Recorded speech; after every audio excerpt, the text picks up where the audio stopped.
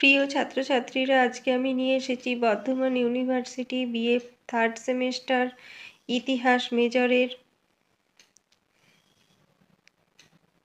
একটি গুরুত্বপূর্ণ প্রশ্নের উত্তর। প্রশ্নটি হল, রাজতন্ত্রের অধীনে প্রাচীন রোমের উত্থানের ইতিহাস আলোচনা করো। প্রাচীন বিশ্ব সভ্যতাগুলির মধ্যে অন্যতম বিশিষ্ট ও প্রভাবশালী ছিল প্রাচীন রোমান সভ্যতা। রোম বা রোমান সাম্রাজ্যের উদ্ভবের বিষয়টি ইনিট থেকে জানতে পারা গিয়েছিল। খ্রিস্টপূর্ব 2য় শতাব্দীতে কুইন্টাস এনিয়াস অ্যানালস গ্রন্থটি লিখেছিলেন। এই গ্রন্থ থেকেও রোমের ইতিহাস সংক্রান্ত বহু বিষয় জানা সম্ভব হয়েছিল। গ্রিক সভ্যতার পরবর্তীকালীন পর্যায়ে রোমান সভ্যতায় ঐতিহাসিকদের দৃষ্টি আকর্ষণ করেছে। টাইবার নদীর তীরে মধ্য ইতালীয় অঞ্চলে গড়ে উঠেছিল প্রাচীন রোমান সভ্যতা। রাজতন্ত্রের আমলে, প্রজাতান্ত্রিক শাসনকালে ও সম্রাটদের শাসনকালে রোমানরা পূর্ব ও পশ্চিমে এক বিশাল সাম্রাজ্য গড়ে তুলেছিল, একের পর এক যুদ্ধ জয়ের মাধ্যমে। ভৌগোলিকভাবে প্রাচীন রোম নগরী টাইবার নদীর দক্ষিণ দিকে মধ্য ইতালিতে অবস্থিত। প্রাচীন কিংবদন্তি বা পৌরাণিক কাহিনী অনুসারে ভূমধ্যসাগরের তীরে অবস্থিত ইতালির টাইবার নদীর উপকূলে 753 খ্রিস্টপূর্বাব্দে রোমুলাস একটি নগরী প্রতিষ্ঠা করেন। এই নগরীকে তিনি তার নিজের নামানুসারে নামাঙ্কিত করেন রোম। এই রোম নগরীকে কেন্দ্র করেই এক বিশাল সাম্রাজ্যের অভ্যুত্থান ঘটেছিল।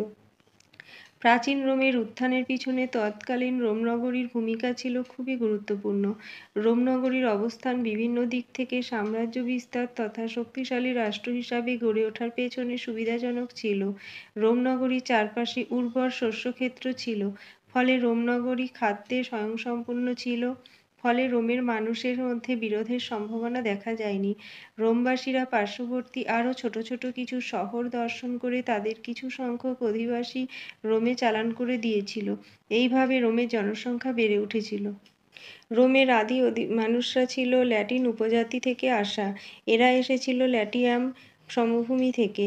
এরা অত্যন্ত সফল কৃষক ও বণিক ছিল, ফলে অত্যন্ত ধনী ও কৃতী ছিল। আর এই কারণেই জন্মের সূচনালগ্ন থেকেই রোম অত্যন্ত সমৃদ্ধশালী একটি নগরী ছিল। স্বভাবতই রোমের এই জৌলুস তার প্রতিবেশী নগরগুলির মধ্যে ঈর্ষার জন্ম দিয়েছিল। এইভাবে প্রতিবেশীদের সঙ্গে রোমের দ্বন্দ্বের সূত্রপাত হয়। এ ব্যাপারে রোমানরা লড়েছিল এট্রুস্কান ও সামনাইটের বিরুদ্ধে। এট্রুস্কানরাই প্রথম ইতালিকে গড়ে তুলেছিল। অনেকের ধারণা এরা এশিয়া মাইনরের আদি অধিবাসী ছিল। ইতালি ভূখণ্ডে প্রবেশ করে এট্রুস্কানরা ধীরে ধীরে একটি সাংস্কৃতিক কাঠামো গড়ে তুলেছিল। এট্রুস্কানরা বৃহৎ কোনো সাম্রাজ্য গড়ে তোলেনি। এট্রুস্কানরা ইতালির পশ্চিম উপকূলে, রোমের উত্তরে বর্তমান টাস্কানিতে এট্রুস্কান সভ্যতার সৃষ্টি করে। রোমের নেতারা একটি দক্ষ সেনাবাহিনী গড়ে তুলেছিলেন। এই সামরিক শক্তির সাহায্যে তারা প্রথমে ইতালীয় উপদ্বীপের অধিকাংশ স্থানই নিজেদের নিয়ন্ত্রণাধীনে নিয়ে আসতে পেরেছিলেন। এরপর শক্তিশালী রোমান সেনাবাহিনী এক বিশাল এলাকা জুড়ে সাম্রাজ্যের প্রসার ঘটায়। ইউরোপের পশ্চিমে স্পেন ও ব্রিটেন থেকে শুরু করে পূর্বে এশিয়া মাইনর এবং উত্তরে জার্মানি থেকে দক্ষিণে আফ্রিকার বিভিন্ন অঞ্চল পর্যন্ত।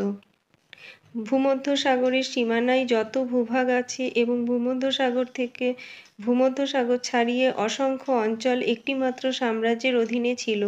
এশিয়া, আফ্রিকা এবং ইউরোপ এই তিনটি মহাদেশের ছোট ছোট অসংখ্য দ্বীপ ও উপদ্বীপ নিয়ে বিশাল অঞ্চলকে জলপথে সংযুক্ত করে একই রাষ্ট্রের অধীনে ঐক্যবদ্ধ করে মহান রোমান সাম্রাজ্য গড়ে উঠেছিল।